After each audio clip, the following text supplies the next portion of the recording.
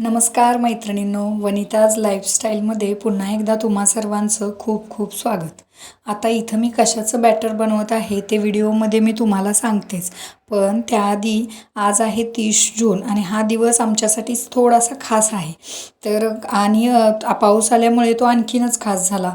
पूर्ण जून महिना गेला तरी काही पावसाने विशेष अशी कृपा केली नव्हती. ती आज सकाळपासून फायनली झाली आहे. मुंबईमध्ये धुवांधार असा पाऊस चालू झाला आहे. मला तरी पाऊस बघायला प्रचंड आवडतो.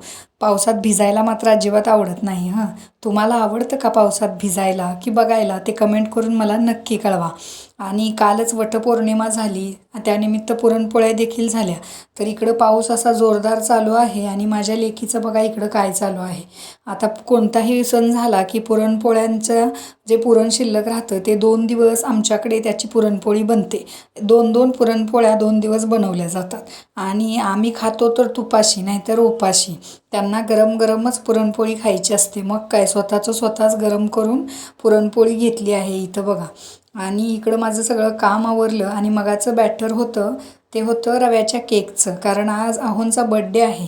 म्हटलं संजना क्लासला जाण्याआधी त्यांचं औक्षण करून घेऊ, कारण तिला यायला नंतर उशीर होतो. तर छोट्या छोट्या क्षणातच असा आनंद द्विगुणित करायचा असतो.